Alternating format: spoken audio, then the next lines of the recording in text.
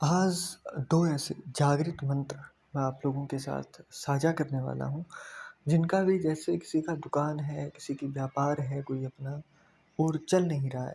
शक है कि बाँध दिया है, कहीं से किसी से पूछा आपने या फिर ज्योतिष से ही जब आप चेक कराते हैं, तो पता चल जाता है कि आपके ऊपर जल्दी से असर होगा या नहीं होगा।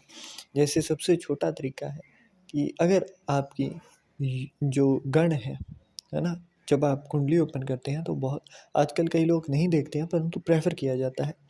गण अगर देवता का है या फिर राक्षस का है, वो देखा जाता है। जैसे देवगणों के जो लोग होते हैं उनके ऊपर बहुत कम यहाँ पर इफ़ेक्ट होता है, परंतु जिनका गण राक्षस का है या फिर मनुष्य का है, तो राक्षस वालों के ऊपर क्या होता है कि इनके साथ आप देखोगे कि ये अगर किसी चौराहे से जा रहे थे तो भी इनके साथ कुछ ना कुछ लग गया, है ना?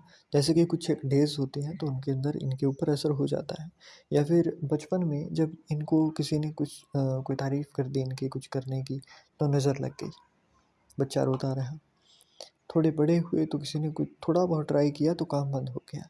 वहीं देवगण वाले होते हैं जिनके साथ बार-बार ट्राई किया जाता है, परंतु होगा क्या कि बिल्कुल अगर मरने वाले भी होंगे ना तो भी किसी न किसी तरीके से इनको निकलवा दिया जाएगा। वहाँ पर इनके साथ अगर कोई होगा तो वो चला जाता है।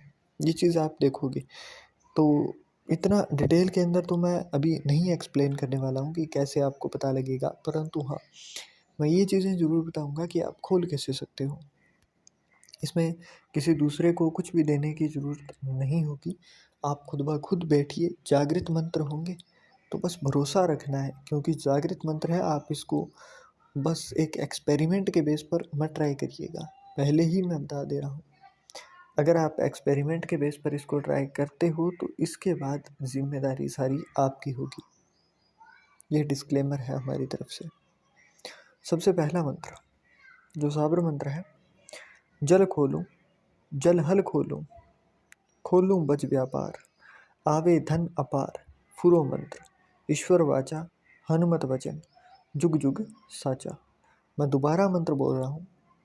जल खोलूँ, जल हल खोलूँ, खोलूँ बज व्यापार, आवे धन अपार, फुरो मंत्र, ईश्वर वाचा, हनुमत वचन, जुग जुग साचा। ये मंत्र है, आप लिख लीजिए। लिखिएंगे तो आप वाइट पेपर हो तो उसके ऊपर रेड पेन से लिखना।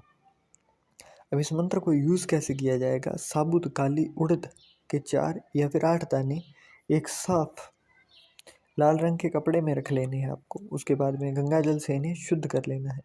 धूप दीप जलाकर 108 बार जो मंत्र मैंने अभी बताया है उसका जाप करना है। फिर उसकी एक पोटली बनाकर लाल धागे से बांधकर अपनी तिजोरी में, या फिर तिजोरी में रखेंगे तो सबसे बेस्ट है। दुकान है तो उसका गल्ला होगा, उसमें रख लीजिए। अगर नहीं रख पाते हैं तो जो मेन डोर होती है ना, वहाँ पर आप जो भी एंट्रेंस है वहाँ पर उसके ऊपर आपने टंगाना है, परंतु इसमें क्या होगा कि आपको धागा लंबा लेना होगा और चारों ओर किले लगाकर उन चारों ओर से इसे लगाकर फिर बांधना है। मतलब पूरी की पूरी दुकान आपकी कवर हो जानी चाहिए। अब इसके बाद दूसरा मंत्र, अगर कई लोग नहीं कर पाते हैं तो दूसरा ये आपको थोड़ा-सा, मतलब क्या होगा कि इसके अंदर जिसने भी कुछ किया है उसका भी पता लग जाएगा आपको कि किसने किया है, क्योंकि उसका काम जो है उसके ऊपर भी इफ़ेक्ट आना शुरू हो जाता है। तो मंत्र थोड़े से ये जो है हर तरीके से प्रहार करता है। मतलब अगर किसी ने कुछ भूत प्रेत से करवाया है, तंत्र बंधन कराया है, जो भी कुछ है, हर चीज़ के ऊपर ये आपका वार करेगा। मंत्र है, ओम दक्षिण भैरवाय भूत प्रेत बंधन तंत्र बंधन निग्रहणी सर्व शत्रु संहारिणी कार्य सिद्ध कुरु कुरु स्वाहा। ओम सिद्ध भैरवाय, है ना? तो ये सिद्ध मंत्र है।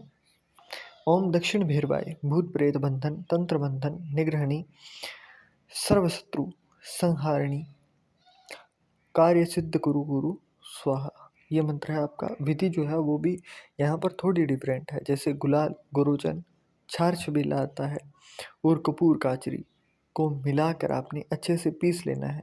इसके बाद में ये मंत्र आपने 21 बार जाप करना है और उसके बाद में दुकान या व्यापार के स्थान पर आपने इस सारे सामग्री को बिखेर देना है। 5 दिन तक लगातार करना है। जो भी आपके व्यापार को बाँधा है, एक तो उसका पता अपने आप उसको लग जाएगा, दूसरा आपका काम खुल जाएगा। इसके बाद में अगर दोबारा से होता है तो फिर से आपने यही करना है। तो ये इतना काम करना है, इसके अंदर आपने अपनी ही दुकान के आगे सब कुछ करना होता है। आपको जो भी रिज़ल्ट है वो इंस्टेंटली मिल जाता है। अब करना क्या है, अगर आप दोनों ही मंत्रों को यूज़ करते हैं तो फर्स्ट जो मंत्र बताया था वो हनुमान जी का है।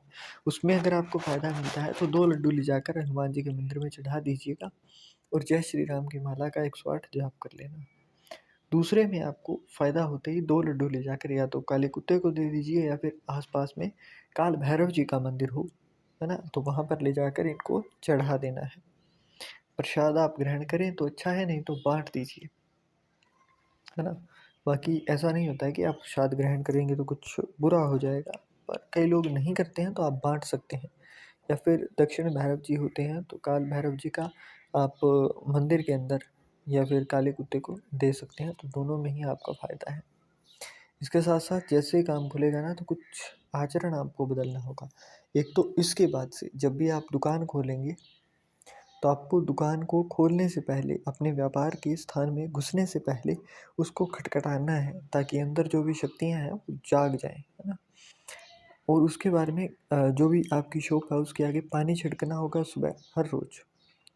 इसके साथ-साथ काले कुत्ते को रोटी या फिर भोजन के लिए कुछ ना कुछ देना होगा, परंतु बिस्किट वग़ैरह ऐसी चीज़ मत देना जिससे कि उसको नुकसान हो। आप रोटी डाल सकते हो, डेली डालने की हैबिट डाल देनी है। तो ये चीज़ें आपने अपने आप से ही परिवर्तित करनी होगी। बस इतनी सी आदतें साथ के साथ बदल लीजिएगा, आपको फ़ायदा भी अपने आप दिखाई देगा और लाइव एग्ज़ाम्पल होंगे ये। ऐसा नहीं होगा कि आप करते जा रहे हो, आपको फ़ायदा नहीं है, आपको फ़ायदा दिखाई दे जाएगा। और जिन लोगों को फ़ायदा दिखाई दे वो कमेंट ज़रूर करिएगा ताकि और भी लोग प्रोत्साहन में आकर ट्राई कर सकें और उनका भी भला हो सके।